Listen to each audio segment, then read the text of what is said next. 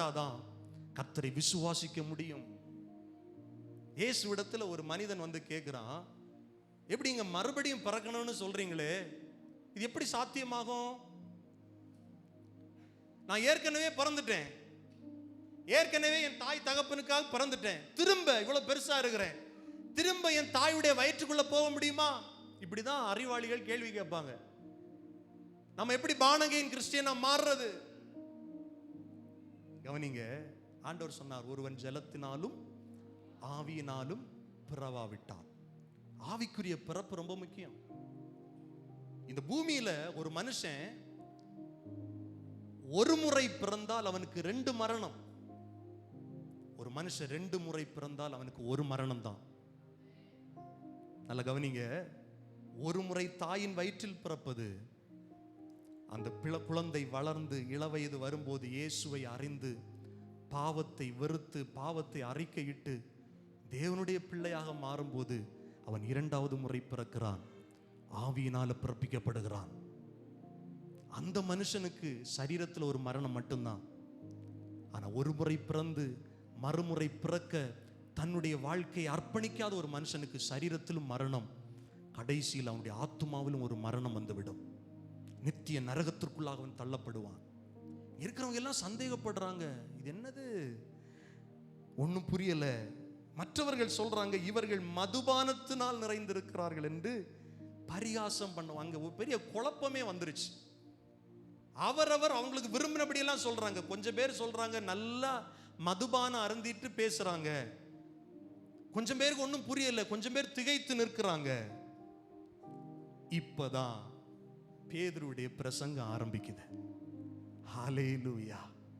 கலக்கமடைந்து திகிலடைந்து சந்தேகத்தில் ஆச்சரியப்பட்டு நிற்கிற எல்லா ஜனங்களுக்கு முன்பாக இந்த 120 பேரோட சேர்ந்து எழுந்து நின்று பேதுரு பேச ஆரம்பிக்கிறார்.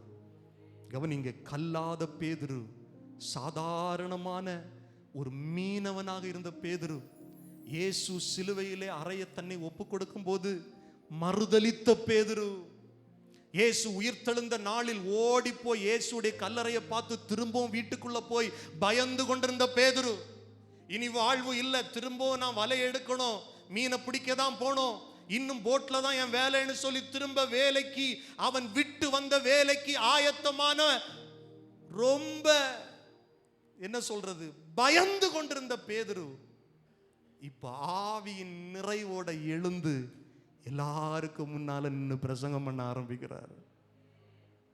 கர்த்தருடைய வார்த்தை அங்கு நிறைவேறுது. கர்த்தருடைய ஆவி உங்களிடத்தில் வரும்போது நீங்கள் பலன் அடைவீர்கள், ஆவியில பலன் அடைவீர்கள், ஆண்டுடைய வார்த்தையை பேச பலன் அடைவீர்கள், கர்த்தருடைய சத்தியத்தை அறிந்து கொள்ள பலன் அடைவீர்கள்.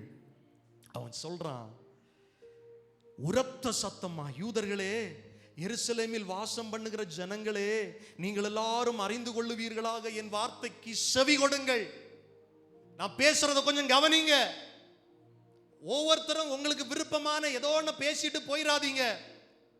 ஆச்சரியப்பட்டு நிக்கிறீங்களே, சிலர் சந்தேகப்படுறீங்களே, நான் சொல்றத கொஞ்சம் கவனிங்க. அதிகாரம் உள்ள வார்த்தைகள்.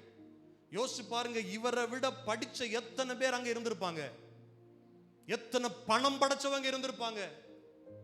ஆனா யாரும் பேதுருவை எதிர்த்து பேச துணியவில்லை. காரணம் என்னன்னா, பெந்தேகோஸ்தே நாளில் நடந்த சம்பவம் அப்படி.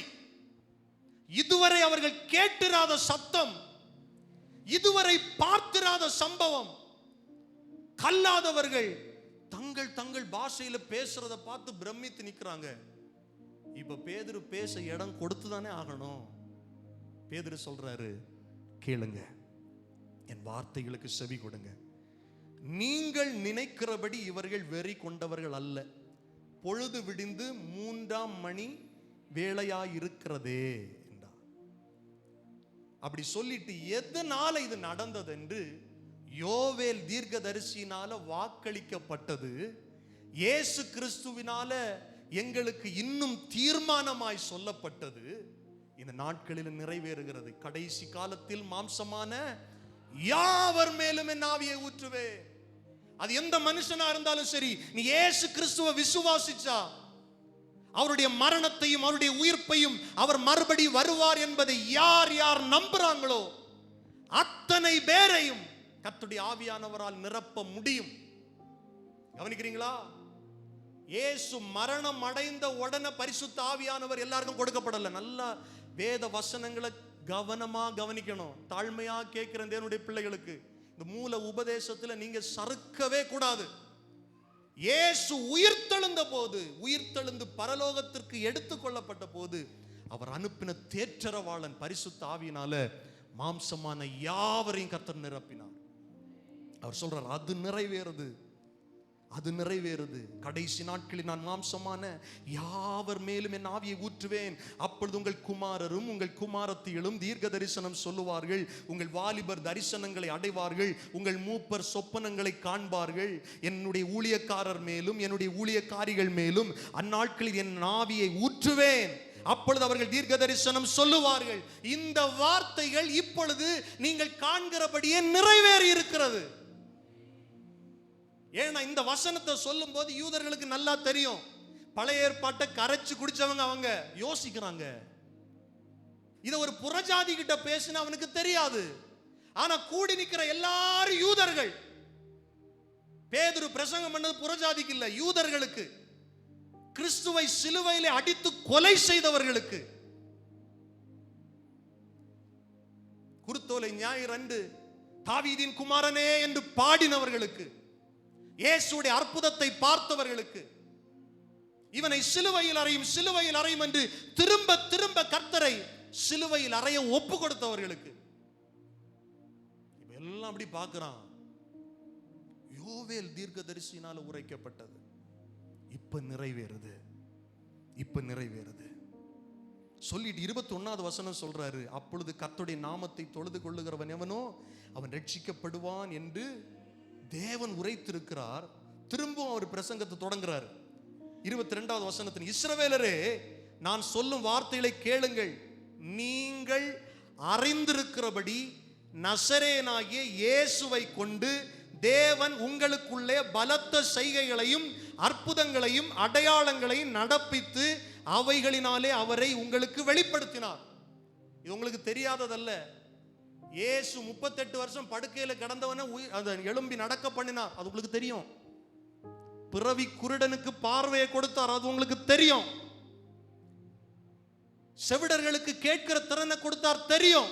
திமிர்வாதக்காரன் நடக்க வச்சார். தேவன் நசரேயனாகிய இயேசுவை கொண்டு நாம் வாழுகிற இந்த பகுதிகளில் அற்புதங்களையும் அடையாளங்களையும் செய்தார், அது உங்களுக்கு நல்லா தெரியும். அவைகளினாலே அவரை உங்களுக்கு வெளிப்படுத்தினார்.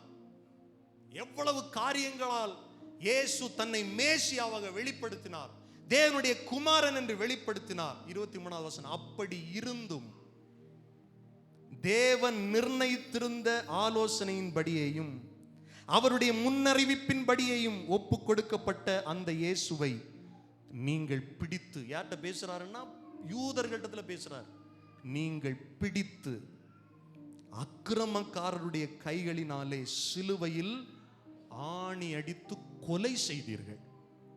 இந்த தைரியத்தை பாருங்களேன். பேதுருக்கு எங்க இருந்து வந்துருச்சு? பரிசுத்த ஆவியானவருடைய நடத்துதல்.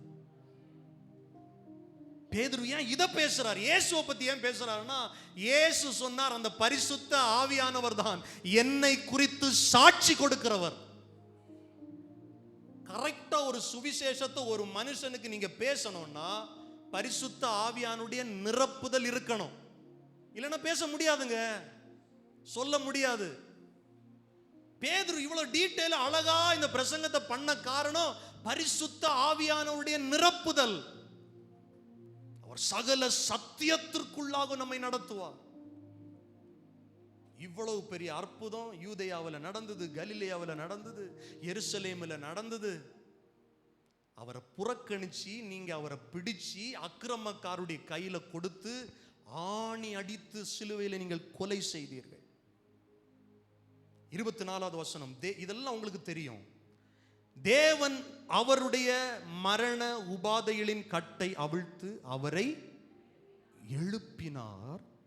அவர் மரணத்தினால் கட்டப்பட கூடாது இருந்தது. இப்போ முதல்ல இயேசுடைய வாழ்க்கையை பத்தி சொல்றாரு, அதுக்கப்புறம் அவருடைய மரணத்தை பத்தி சொல்றாரு. இதுதான் சுவிசேஷம். நல்ல கவனிங்க. ஒரு ஆள்கிட்ட நீங்க சுவிசேஷம் சொல்ல போனீங்கன்னா, இயேசு இந்த பூமியில பிறந்ததை சொல்லணும், எப்படி பிறந்தாருன்னு சொல்லணும். ஒரு பாவமும் அறியாதவர், கன்னியின் வயிற்றில் பிறந்தவர்.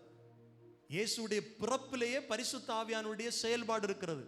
மரியாளிடத்திலே தேவனுடைய தூதன் என்ன சொல்வார்? பரிசுத்த ஆவி உன்னிடத்தில் வரும், அதனால நீ பலன், உன்னதத்திலிருந்து வருகிற பலனால் நீ பலன் அடைந்து உன்னிடத்தில் பிறக்கிறது பரிசுத்தம் உள்ளது. அப்ப சரியா சுவிசேஷத்தை சொல்ல ஆவியானவர் தான் நம்மளை கைட் பண்ணுவார். பேதுரு அவருடைய வாழ்க்கையை சொல்லுகிறார். இயேசு ஊழியம் செய்த அந்த அற்புதங்கள், அடையாளங்களை சொல்றார். அவரை எப்படி கொலை செய்தார்கள் அதை சொல்றாரு. திரும்ப தேவன் அவரை உயிரோடு எழுப்பினார், அது ரொம்ப முக்கியம். உயிரோடு எழுப்பினதை சொல்றார். அவரை குறித்து தாவீது சொன்ன காரியத்தை பேசுறார். ஏன்னா இதெல்லாம் யூதர்களுக்கு தெரியும். தாவீது அவங்க நம்புறாங்க. ஏன்னா தாவீதின் குமாரன் தான் மேசியா என்று அவர்கள் நம்புகிறார்கள். தாவீது சொன்ன காரியத்தை கோட் பண்றார் பேதுரு. பாருங்க, ஒரு பிரசங்கம் இப்படிதான் இருக்கணும் பாருங்க. சும்மா வாய்க்கு வந்த போல அடிச்சு விடக்கூடாது. கர்த்தருடைய ஆவியானவர் ஒரு மனுஷன் மூலமா பேசுறாருன்னா சும்மா பேச மாட்டார், ஆதாரத்தோடு பேசுவார். பேதுரு பாருங்க, மொட்டையா சொல்லல. ஃபர்ஸ்ட்ல யோவேல் சொன்ன வாக்கு தத்தத்தை கோட் பண்றாரு. திரும்ப தாவீது சொன்ன தீர்க்க தரிசனத்தை கோட் பண்றாரு பிரசங்கத்துல. ஏன்னா யூதர்களுக்கு அப்பதான் புரியும், யூதர்களுக்கு அப்பதான் விளங்கும். ஏன்னா யூதர்கள் யோவேல் சொன்ன வாக்கு தத்தத்தை நம்புறாங்க, தாவீது சொன்ன வாக்கு தீர்க்க தரிசனத்தை நிச்சயமா நம்புறாங்க. அதை கோட் பண்ணி இவர் பிரசங்கம் பண்றாரு.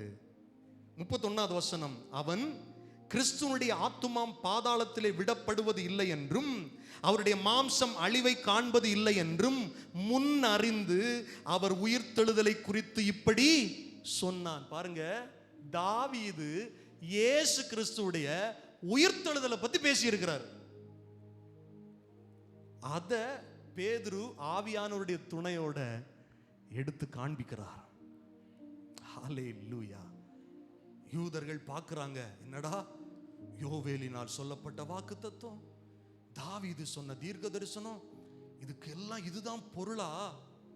ஆச்சரியமா நிக்கிறாங்க. சொல்லிட்டு மார்த்தட்டி சொல்றாரு, இந்த இயேசுவை தேவன்